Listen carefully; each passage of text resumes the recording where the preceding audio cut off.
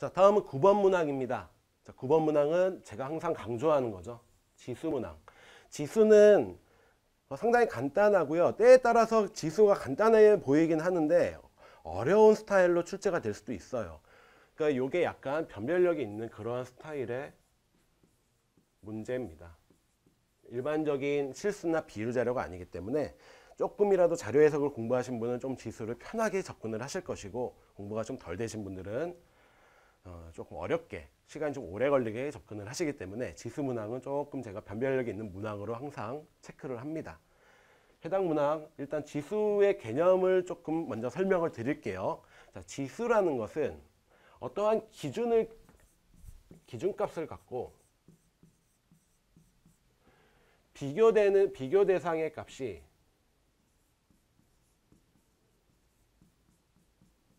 얼마냐, 얼마의 값을 가져야 되느냐, 이거를 얘기를 합니다. 즉 기준값을 기준으로 했다라는 얘기는 뭐예요?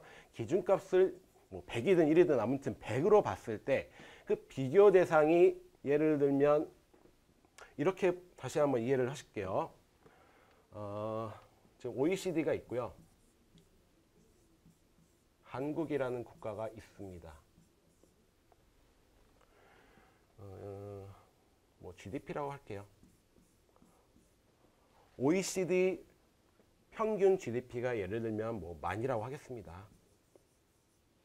한국이 3만이라고 하겠습니다. 달러입니다. 자, 그랬을 때 실수값으로는 10,000달러, 한국은 30,000달러 이렇게 표현을 하고요. 이거를 지수로 바꾼다. 지수로 바꾸는 개념은 무엇을 기준으로 판단을 할 것이냐. 예를 들면 지금 OECD를 기준으로 판단을 하겠다. OECD를 기준으로 한국이 얼마를 차지하느냐, 이거를 계산을 해놓은 거거든요. 만약에 OECD를 100으로 보겠다. 그렇다면 한국은 얼마입니까? 그렇죠. 만을 100으로 본 거기 때문에 3만은 뭐 공을 2개 지어주셔도 되고요. 300이 됩니다. 원래 스타일의 계산은 어떻게 되냐면 기준값분의 비교 대상 값이 있고요. 해당 비중이 있을 거예요. 그리고 그 값은 지금 현재 300이라는 값이 되죠. 그러니까 기준을 토대로 얘가 차지하고 있는 어떠한 값, 그게 바로 지수다, 이렇게 생각을 해주시면 됩니다. 자, 지수 전체적인 개념은 그렇고요. 해당 그래프는 좀 자세하게 볼게요. 일단 여러분이 신경 쓰셔야 될 거는 괄호 안에 있는 숫자 각각이 의미하는 바가 뭐냐 먼저 판단을 해주셔야 돼요. 예를 들죠. 한국 75는 말로 풀면 어떻게 돼요? 한국의 가정용 전기요금 지수다, 이렇게 얘기하면 안 되고요.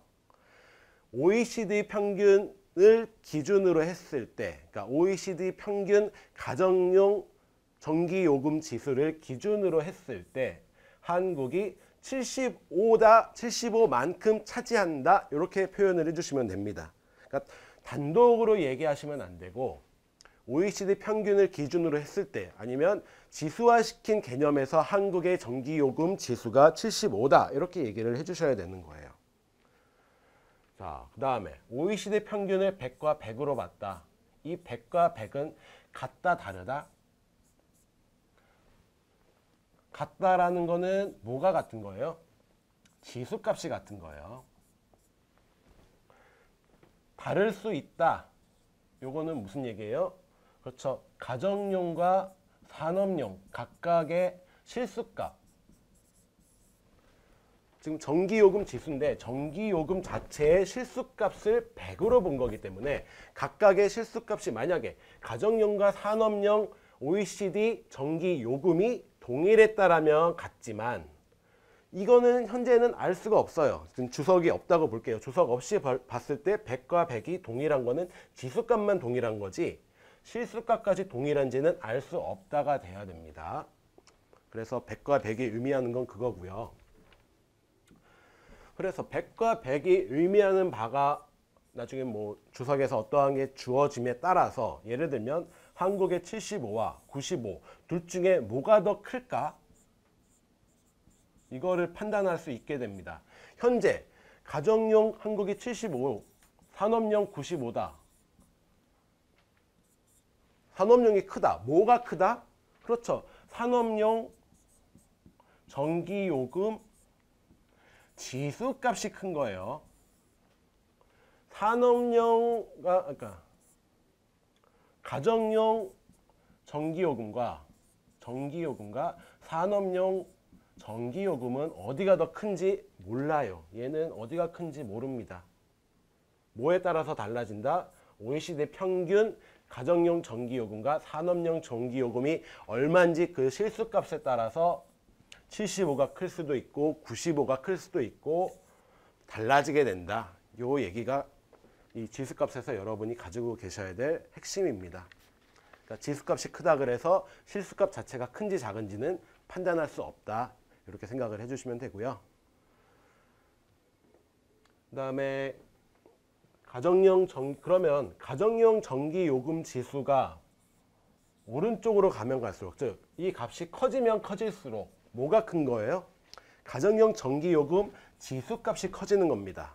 이 지수값이 커지는 걸 토대로 가정용 전기요금 실수값도 커졌다라고 얘기할 수 있을까요? 그렇죠. 얘는 얘기할 수 있습니다. 왜 그래요?